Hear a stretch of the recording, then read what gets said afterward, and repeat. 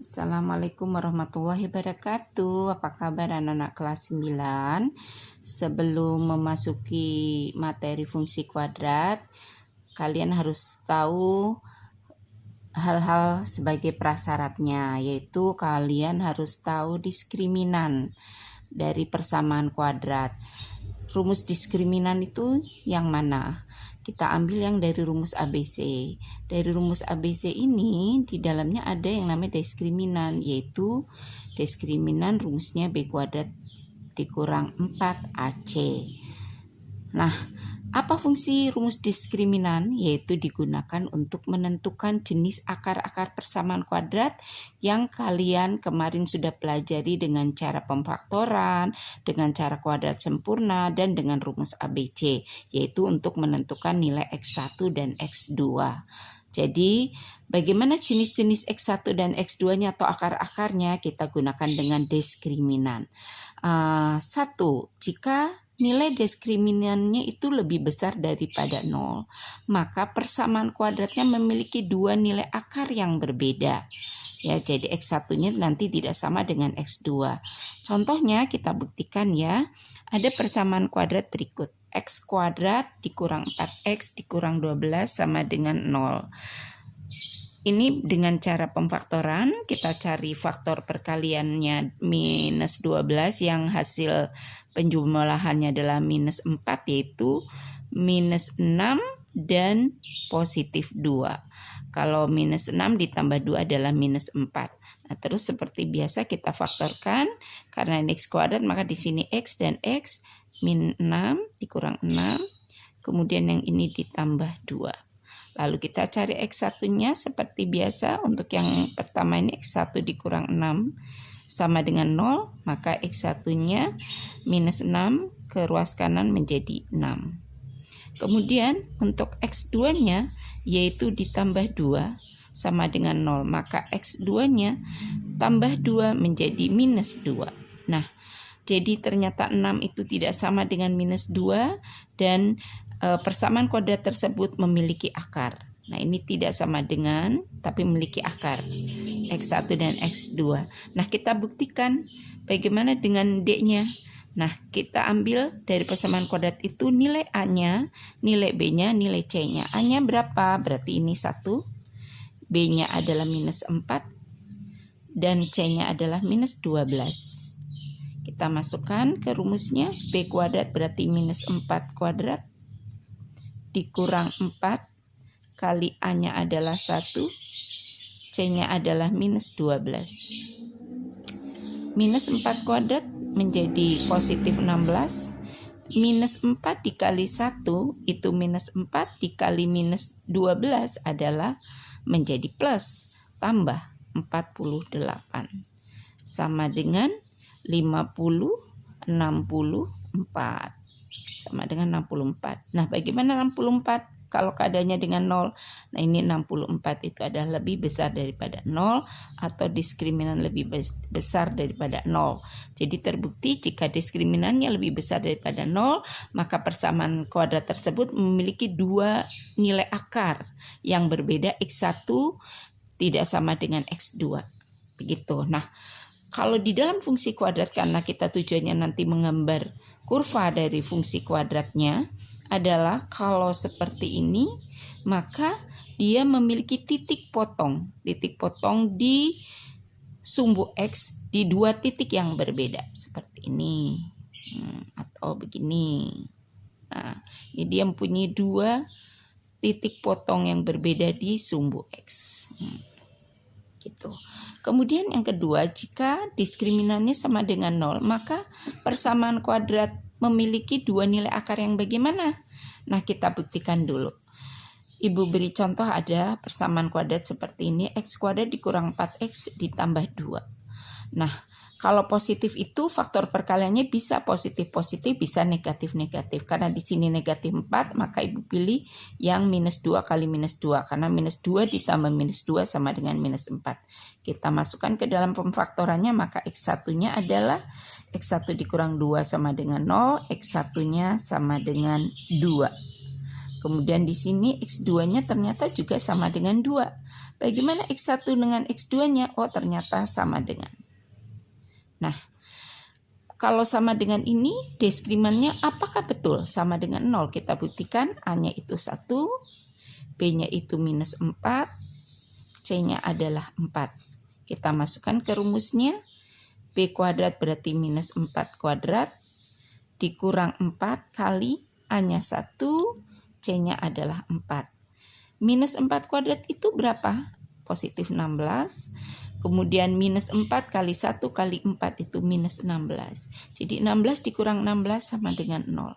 Terbukti. Jadi kalau sebuah persamaan kuadrat itu dicek dengan diskriminannya ternyata nilai diskriminannya adalah 0, berarti persamaan kuadrat tersebut memiliki dua akar yang sama. X1 sama dengan X2, memiliki akar yang sama. Bagaimana anak-anak? Pasti kamu paham ya. Nah, bagaimana kalau digambarkan dalam kurva? Karena titiknya sama, berarti dia hanya punya titik potong satu di dalam sumbu X. Nah nih, bisa ini kurvanya yang terbuka ke atas, dan ini adalah yang terbuka ke bawah. Nih, itu yang kedua. Sekarang kita lanjut adalah yang ketiga. Untuk yang ketiga, kita buktikan bagaimana kalau diskriminannya itu kurang dari 0.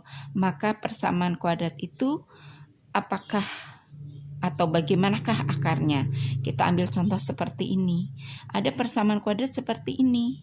Bagaimana tujuhnya ini? Bisa ada faktor tidak yang menjumlahkan yang jumlahnya hasilnya minus 5? Ternyata dicari tidak ada. Nah, kalau tidak ada ini berarti persamaan kuadrat tersebut tidak memiliki akar-akar atau tidak memiliki titik potong dengan sumbu X. Jadi kalau digambarkan ya menggantung seperti ini, tidak memotong sumbu X dimanapun atau begini. Nah, ini kurvanya, tidak menyentuh sumbu X. Ini sumbu X. Nah, bagaimana diskriminannya? Kita buktikan apakah kurang dari 0. Ini A-nya adalah 1, B-nya adalah minus 5, dan C-nya adalah 7. Kita masukkan ke dalam rumus. B kuadrat berarti minus 5 dikuadratkan, dikurang 4, dikali A-nya 1, C-nya adalah 7. Minus 5 kuadrat adalah 25, minus 4 kali 1 kali 7 adalah minus 28. 25 dikurangi 28, nilainya adalah minus. Minus berapa? Minus 3. Berarti kalau minus 3 ini adalah kurang dari 0.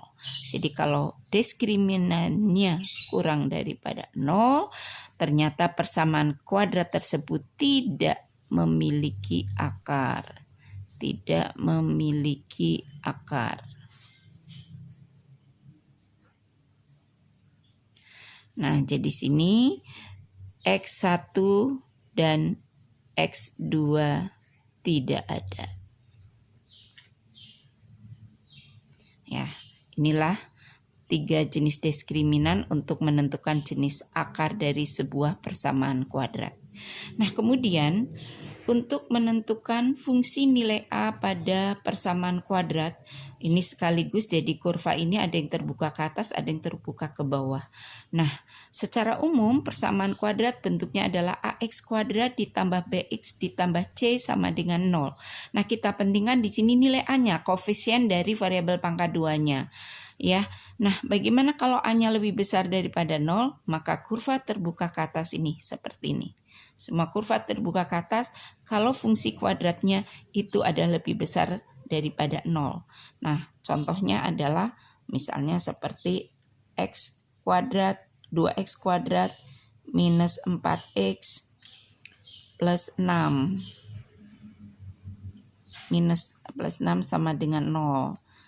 Nih, di sini, maka ini nilai A-nya sama dengan 2. 2 itu lebih besar daripada 0, maka nanti kurvanya adalah akan terbuka ke atas. Entah seperti ini, entah seperti ini, entah seperti ini. Nanti lihat contohnya.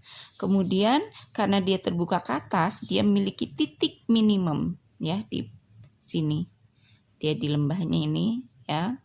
puncaknya ada di bawah, berarti dia memiliki titik minimum atau punya nilai minimum. Nanti akan dibahas lebih lanjut. Kemudian untuk A yang kurang dari 0, maka kurvanya terbuka ke bawah. Seperti ini. Contohnya misalnya minus 2x kuadrat min 4x plus 4 plus 6 sama dengan 0. Nah, ini berarti nanti fungsi kuadratnya kalau seperti ini dia akan kurvanya itu adalah terbuka ke bawah.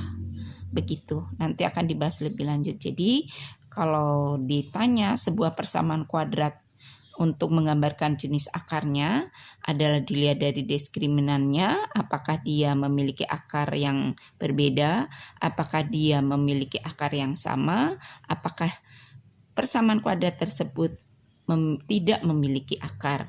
Kemudian kalau ditanya apakah kurva yang tergambar nanti terbuka ke atas atau ke bawah, itu dilihat dari nilai A-nya, yaitu nilai koefisien dari X kuadrat. Kalau terbuka ke atas itu kalau A-nya itu lebih besar daripada 0, dan terbuka ke bawah kalau nilai A-nya itu kurang daripada 0. Ini minus 2 kurang daripada 0, maka A-nya kurang daripada 0, kurva akan terbuka ke bawah dan puncaknya di atas, maka kurva tersebut akan memiliki titik maksimum atau nilai maksimum. Begitu ya anak-anak, coba kalian pahami. Oke, wassalamualaikum warahmatullahi wabarakatuh.